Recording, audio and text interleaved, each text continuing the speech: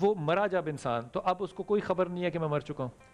نہیں، اس کو بالکل خبر ہے. جیسے حضرت نے کہا بعض لوگوں کو تو موت سے 1 مہینہ پہلے نہیں، مر کے کیا خبر ہے اس کو کہ میں مر جی چکا ہوں؟ بالکل، مرنے کے بعد خبر ہے. جب اس کو بلکہ غسل پہ لے کر جا رہے ہیں تو اس کو خبر ہے کہ مجھے غسل پہ لے کے جا رہے ہیں؟ میں آپ کو بتاتا ہوں، اس کو بالکل خبر ہوتی ہے. ایون کہ جب اس کے اوپر رونے والے روتے ہیں تو اس کو تکلیف ہوتی ہے. تو مفسرین نے لکھا کہ بھائی اس کو کیوں تکلیف ہو رہی ہے؟ اس نے اپنی دنیا میں ان کی کاؤنسلنگ نہیں کی، انہیں مسائل نہیں سمجھائے تھے.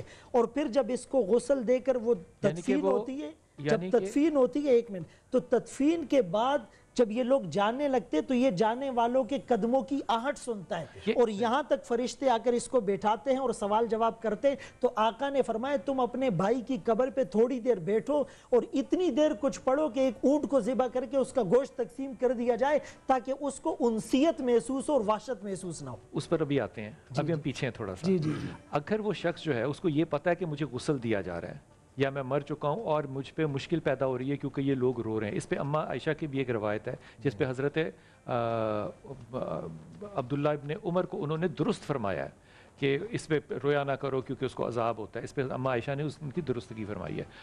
تو وہ پھر موت کیسی ہوئی اگر اس کو سارا کچھ علم ہے؟ تو دیکھیں، موت اس دنیا سے اس دنیا میں منتقل ہونے کا نام ہے. احساس تو نہیں ختم ہوا مردے کا. اور بینگ اے مسلم، ایک کافر اور مسلمان کی زندگی میں فرق یہ وہ کہتا ہے یعنی آدمی کہانی ختم ہو گئی. اس کا مطلب یہ ہوا کہ مرا ہوا آدمی جو ہے وہ میری باتیں سن رہا ہے.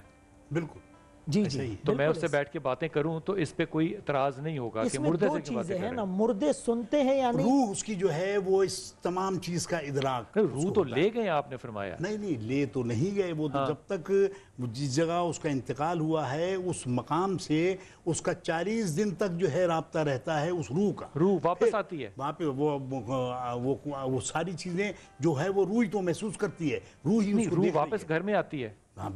گھر میں آتی ہے کی بات نہیں ہے. بات یہ ہے کہ اس کی کہاں جاتی ہے؟ روح قبض ہو گئی. اس کے قبض ہونے کے بعد وہ روح جو ہے دنیا نہیں چھوڑی اس نے. تمام جگہ جو ہے وہ دیکھیں، ایک روح جو ہے ہماری روح سیلانی کہلاتی ہے کہ آپ خواب میں سوئے ہوئے ہیں، خواب میں آپ جو ہے وہ معلوم ہوا کہ مختلف ملکوں کی سیر کر رہے ہیں، آسمانوں کی سیر کر رہے ہیں اور مدینہ منورہ میں بیٹھے ہوئے ہیں یا امریکہ میں بیٹھے ہوئے ہیں. اور جینوئنلی ایسا ہے. اچھا، اس کا مطلب روح بھی ایک نہیں ہے. روح جو ہے روح کی 2 ہیں. ایک تو سوال کیا جب حضور سے کہ بھئی یہ روح کے متعلق آپ بتائیں کہ روح کیا ہے. یسألونک عن الروح قل الروح من امر ربی.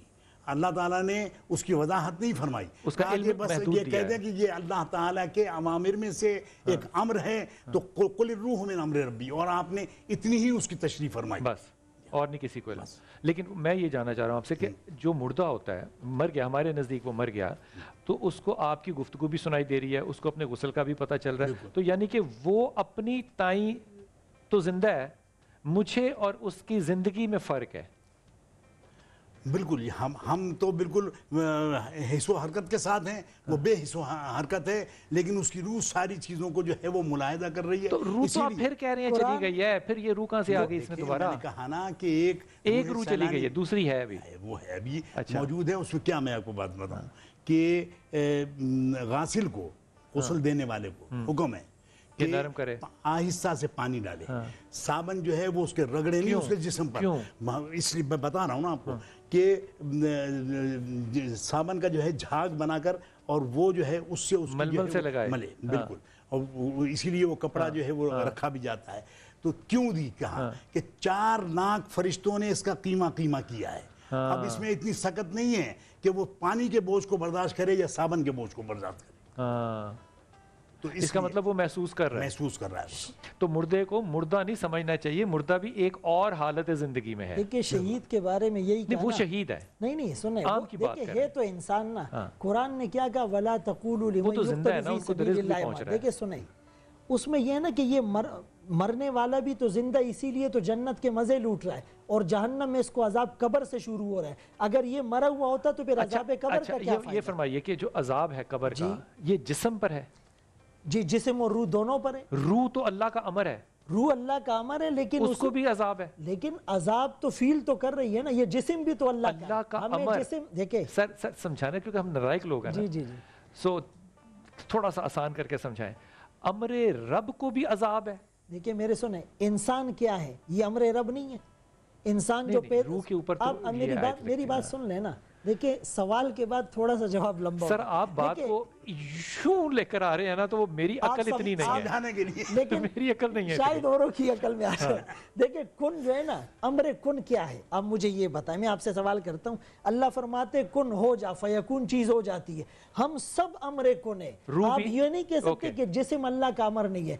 रूह का मतलब क्या है कि ये रूह ऊपर से आई है और बदन बज़ाहिर मिट्टी से बना है। तो ये फीलिंग जो है ना, रूह इन्नल अबरार लफी इल्लियीन, कुरान कहता है कि नेक लोगों की रूह इल्लियीन में, इल्लियीन टॉप में, जन्नत में, और इस बात का जहन्नमियों कोई की ना, रूह आप सिज्जीन कनेक्ट में। करें ना, आप डेटा बहुत अच्छा दे रहे हैं, ये बात सही है, लेकिन सवाल का जवाब जो है ना वो नहीं समझ में आ रहा। मैं बना हूं खनकती मट्टी में से, जी, ठीक है, और आदम अलैहिस्सलाम किससे बने? इसी से मैं उन्हीं का जिक्र कर रहा हूँ। आदम अलैहिस्सलाम ही का जिक्र है। हाँ, उन्हीं से आ क्योंकि रहा है हम ना। तो बज़ाहिर नुत्फे से बने। जी जी जी जी।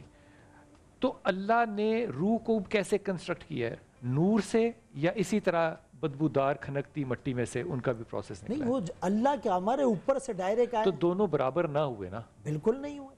तो जब जिस्म के ऊपर अजाब आ रहा है तो वो अजाब किस सूरत में आ रहा है? आग की सूरत में, खौफ की सूरत में, किस सूरत में आ रहा है? देखिए कब्र में। अजाब, खौफ और आग दोनों की सूरत में। आग यानी कि अगर- जल रही है जी, या जी। इमेजिनरी आग है? देखिए रसूलुल्लाह सल्लल्लाहु अलैहि वसल्लम ने फरमाया कि भाई कुछ लोगों को कब्र में अजाब दिया जाता है, अन्नारु युरज़ून अलैहा, आग उन पर पेश की जाती है। ये कुरान की वाज़ेह आयत है। तो कब्र उनकी आग से भर जाती है, और फरमाया अल कब्रु रौज़तुम मिन रियाज़िल जन्नह व हफ़रतुम मिन हुफ़रिन नार। ये कब्र तफसीर- जन्नत के बागीचों जी, में से एक मैं एक बागीचा सेकंड- सर या समझने की बात ये है ना, देखिए, आप जहन्नम जब के कुरान गढ़ों में से फरमाएंगे बना ना, है। तो कुरान के ऊपर तो किसी को दो राय हो ही नहीं सकती ना। आप जब ये जोर देंगे कि ये कुरान कह रहा है, समझने में दो हम राय कह हो रहे हैं सकती है। नहीं, समझने की ये बात है कि जब कुरान कह रहा है कि आग है, तो वो आग वहां पे दस्ती लगी है या इमेजिनरी लगी है? नहीं नहीं, वो दस्ती लगी है, मुझे और तो आपको उसकी- फील उसकी- नहीं हो रही। देखिए तिरमिजी शरीफ की कैसी एक हदीस है। दस्ती फिर कैसे मैं एक हुई? बात बाहर बताऊं। वालों को नहीं, फील नहीं हो तिरमिजी शरीफ की एक हदीस मट्टी है। मट्टी गर्म होगी उससे? बिल्कुल अंदर गर्म होगी। वो तो मिट्टी देखे ना, क्या, पूरा एहसास है माहौल गर्म उसका, होगा। जिसमें एहसास कर रहा है, रूह एहसास कर रही है। क्या है कि ये तिरमिजी अजाब एहसास का एहसास है। इस क्या है कि तिरमिजी शरीफ में हुजूर सल्लल्लाहु अलैहि वसल्लम ने इरशाद फरमाया कि जब बदकिरदार और दुनिया में जो है वो मासी शियार शख्स है, वो जाता है तो वो कब्र उसको तो आवाज़ देती है कि मैंने तेरे लिए जो है वो यहाँ अजाब अल्लाह ताला का जो है तेरे लिए तैयार है। उसमें क्या है कि 70 अजदहे उस पर जो है वो एकदम से आकर, अब वो 6 अब फुट ये- 2.5 फुट में 70 आ नहीं सकते। अब इसका ये- मतलब ये हुआ कि नहीं, ये इमेजिनरी है, ये कुशादा देखें, बात ये कि कुशादगी जो है, जैसे भी रूहानी कुशादगी मुफ्ती है ना साहब ने ये। जो इरशाद फरमाया फजल सुभान साहब ने कि उसको जो है ताहद नज़र जो है उसकी कब्र को कुशादा कर दिया जाता है जो नेक अमाल वाला है, और उसके लिए जन्नत की एक खिड़की वहाँ का ये खोल दी आगे जाती या है। समझ ये नहीं आ रही कि खिड़की जो है वो रूहानी है कि प्रैक्टिकल है? ये ये नहीं पता।